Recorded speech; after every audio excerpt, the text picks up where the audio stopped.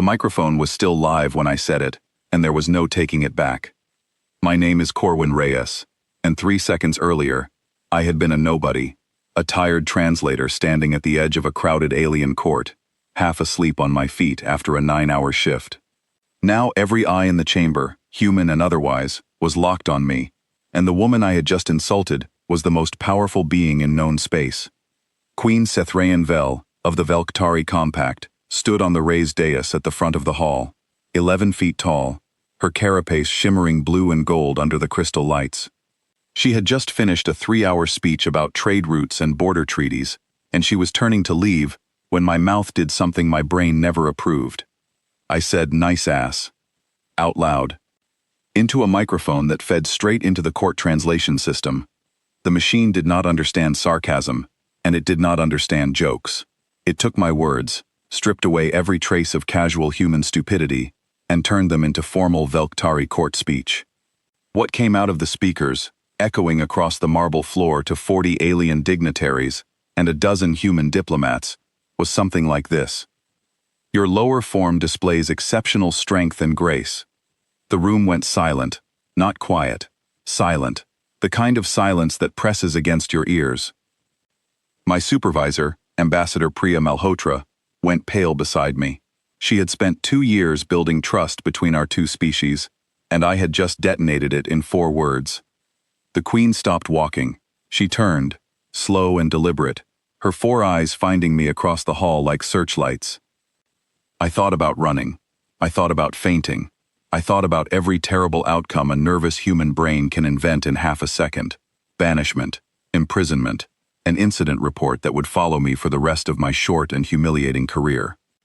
Instead, the Queen smiled. Velktari smiles are strange to human eyes, too many teeth arranged the wrong way, but this one had warmth in it if you knew how to read her face, and after 2 years on this station, I did. "Say it again," she said, in perfect English, not through the translator, but with her own voice. I froze. Priya froze. Somewhere behind me, a junior aide dropped a data pad, and it clattered against the floor like a gunshot. "I am sorry, Your Majesty," I said. "That was a mistake. I meant no disrespect." "I did not ask for an apology," she said, still walking toward me, her robes trailing behind her, the way they trained her to move since childhood, slow, controlled, unstoppable. "I asked you to say it again." Every advisor in that hall stiffened. I could feel Priya's hand grip my sleeve, a silent warning, "Do not make this worse." But there was something in the Queen's tone that was not anger, it was curiosity, hunger, almost, for something she had not felt in a long time. 2,000 years I have sat on this throne, she said, loud enough for the whole hall to hear.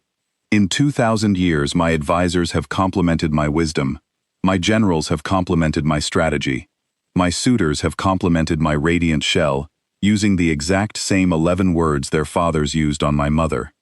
It is rehearsed, it is safe, it is dull beyond measure. She stopped an arm's length from me now, and even bent slightly to bring her face level with mine. "You were tired," she said, "and honest, and it slipped out before your kind's famous manners could stop it. That is the first true thing anyone has said to me inside these walls in a decade." I opened my mouth to apologize again, but she raised one clawed hand, not in threat, just a small gesture that silenced the whole room. "Say it again," she repeated, and this time, mean it as a compliment, not an accident. I looked at Priya. Priya's face had gone through fear, panic, and now something closer to disbelief. She gave me the smallest possible nod, the kind that says, "I have no idea what happens next, so just survive it." So I said it again, quieter this time, but clear. The Queen laughed. It was not the polite laugh of a diplomat. It was loud, unfiltered, echoing off crystal walls that had probably never heard anything like it. Several advisors flinched, as if the sound itself was dangerous. "Humans," she said to the room, "are going to be exhausting allies. I have decided I like that very much." That should have been the end of it, an embarrassing story to tell over drinks for the rest of my life. Instead, it was only the beginning. 3 days later, I was summoned to the Queen's private council chamber, a smaller room behind the main hall, all dark stone and soft blue light. I had never been inside it before. Very few humans had. Queen Sethraean Vel sat at the head of a long table, surrounded by 6 of her senior advisors, each one older and more important than the last. I recognized 2 of them from the trade negotiations. The other 4 I did not know, and something about the way they looked at me made my skin prickle. "You asked for me, Your Majesty," I said, trying to keep my voice steady. "I did," she said. "Sit." I sat. The chair was too big for a human body, and I felt small and out of place, which was exactly how I felt inside as well. One of the unfamiliar advisors, a tall Velktari with a scar across his left eye ridge, spoke first. His name, I would later learn, was Doran Vex, head of the Royal Security Council. "Your Majesty," he said, "this human embarrassed you in open court. Now you invite him to sit among us. I do not understand the wisdom in this." "The wisdom," Sethraean said, "is that he told me something true when everyone else in this room tells me only what they think I want to hear. That has value, Doran, even if you cannot measure it with your usual instruments." Doran's jaw tightened, but he said nothing more. The meeting continued, and I quickly realized this was not a social visit. The compact was facing a crisis. A border colony called Kesaran had gone silent 3 days earlier. No signals, no ships, nothing. The last transmission before the silence mentioned unusual activity near the outer relay station, something moving through the dark that their sensors could not identify. Some in the room believed it was a rival species testing the compact's defenses. Others believed it was internal sabotage, a faction within the compact itself trying to destabilize the Queen's rule and use the silence as an excuse to seize power. Doran Vex clearly believed the second theory, and just as clearly, he suspected I had something to do with it, simply because I was new, because I was human, because I did not fit his idea of how the court should work. "Why is the human here for this?" he said again, more sharply this time. "Because he sees what the rest of you have stopped seeing," the Queen said. "You have spent so long protecting my throne that you forgot to protect me. This human insulted me by accident and told me the truth. I want someone in this room who does not already know the correct answer before I ask the question." I did not fully understand what she meant until later that night, when Priya explained it to me in the corridor outside my quarters. The Queen was surrounded by people who had learned exactly what to say to please her, and over centuries, that kind of court becomes a trap. Everyone tells the ruler what she wants to hear, and slowly the ruler stops hearing anything true at all. My accident had, for one strange moment, broken through that pattern, and Sethraean Vel had decided she wanted more of that honesty, even if it came from an exhausted human with terrible timing. 2 days after the council meeting, the crisis found me directly. I was walking back from the archive wing, alone, carrying a stack of translated reports for Priya, when 3 figures stepped out from a side corridor. They were Velktari, dressed in dark travel cloaks instead of court robes, and something about the way they moved told me immediately that this was not a friendly encounter. The tallest of the 3 spoke first, his voice low and hard. "You are the human who speaks carelessly to the Queen." I did not answer. My heart was slamming against my ribs so hard I was sure they could hear it. "Careless words can be useful," he continued, stepping closer, "or they can be dangerous, depending on who controls them." "I do not know what you want," I said, trying to keep my voice from shaking. "We want you to deliver a message," the second one said. "Tell the Queen that Kesaran was a warning.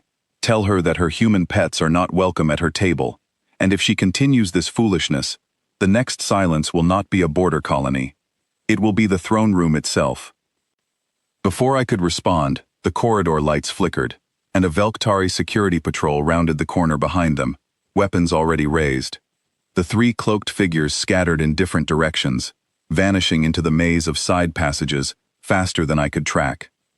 The patrol gave chase, shouting orders I could not fully translate in the chaos, but within seconds the corridor was empty again, except for me and my scattered reports lying across the floor. I did not sleep that night. Every sound in the station felt like a threat. The next morning, I was brought straight to the Queen, this time without ceremony, without the long walk through the main hall. 2 guards escorted me through a side entrance, directly into her private chamber, where she was already waiting with Doran Vex and Priya standing on either side of her. "Tell her exactly what happened," Doran said to me, his tone sharp but no longer hostile. "Every word. Leave nothing out." I told them everything. The cloaked figures, the threat about Kesserin, the warning about the throne room. As I spoke, I watched the Queen's expression change from calm attention to something colder, harder, a fury she kept perfectly controlled but did not hide from me. "This confirms it," Doran said when I finished. "The attack on Kesserin was not external.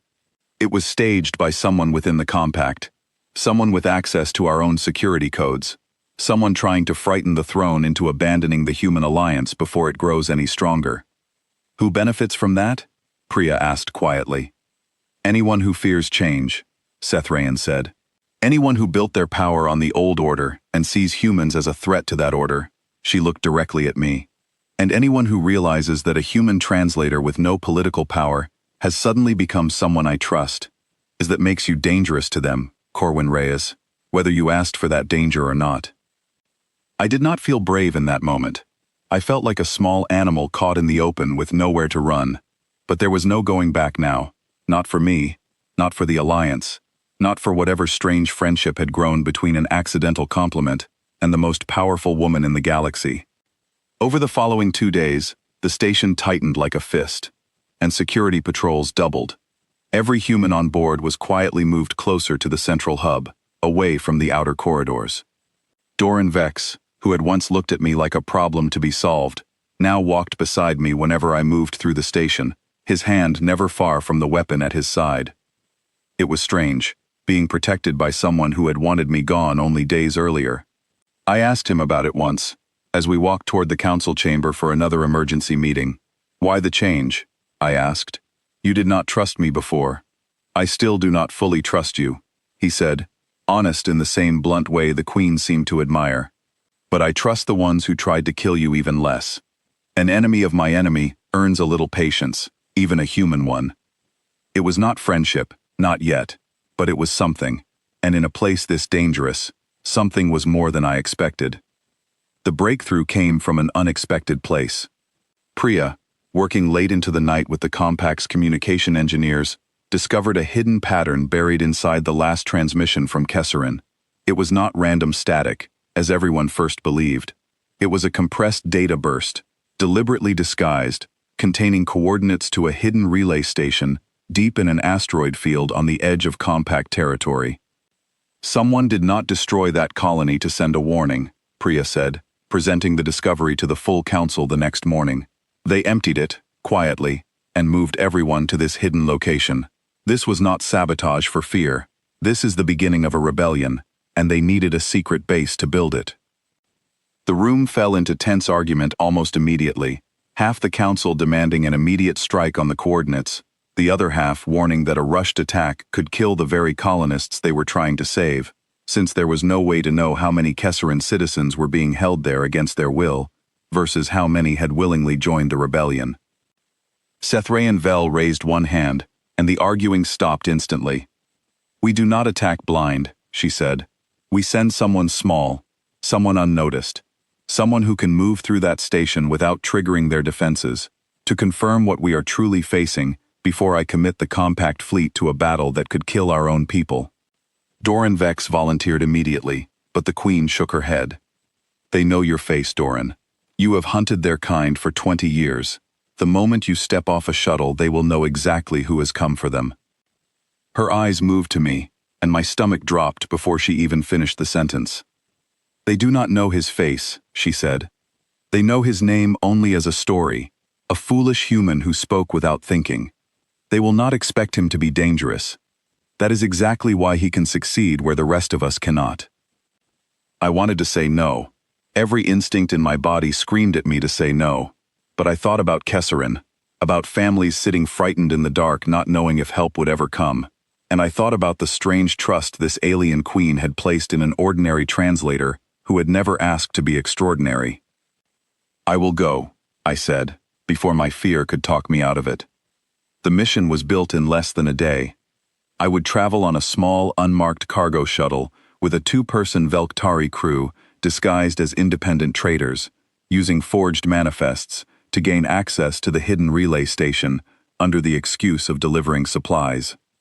Priya stayed behind at the communication hub, monitoring every signal we sent, ready to alert the fleet the instant we confirmed the location and situation inside.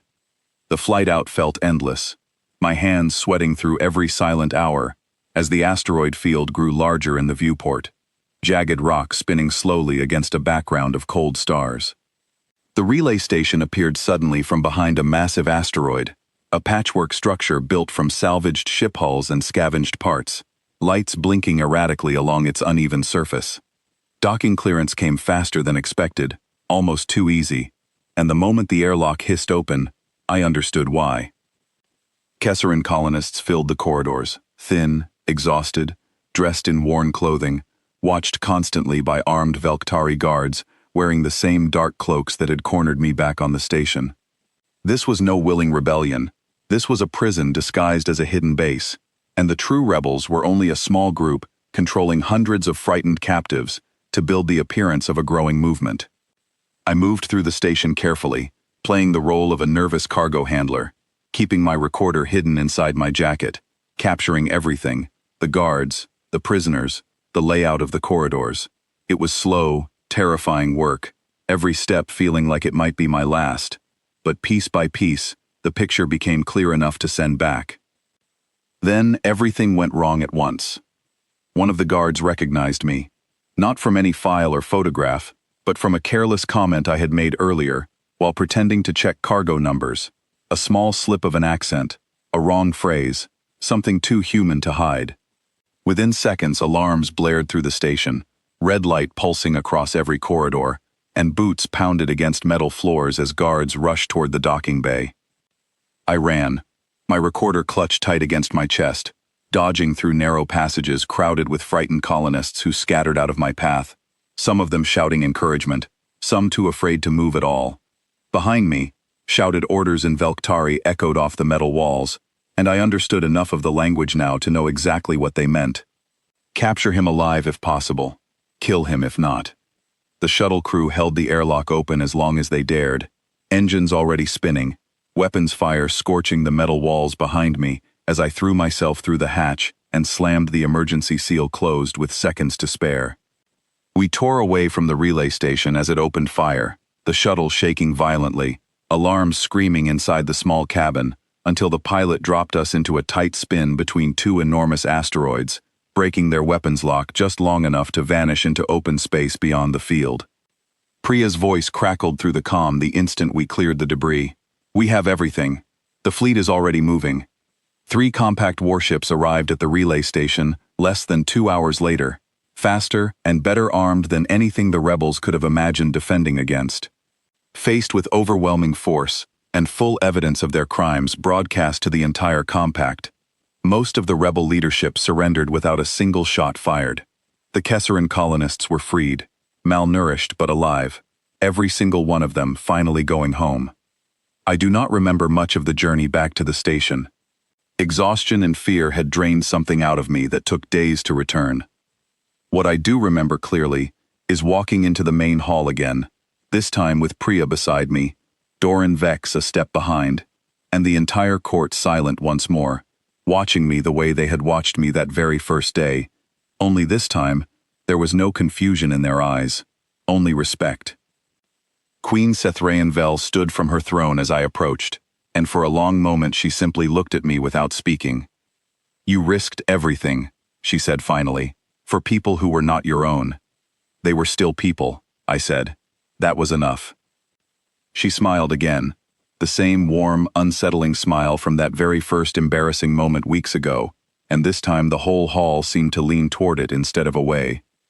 Doran Vex, still guarded, still careful, stepped forward and inclined his head toward me, the closest thing to full respect I had seen him offer anyone. "I misjudged you, human," he said. "Most people do," I answered, and for the first time in weeks, I actually laughed, and so did he, quietly, like a man surprised by his own reaction.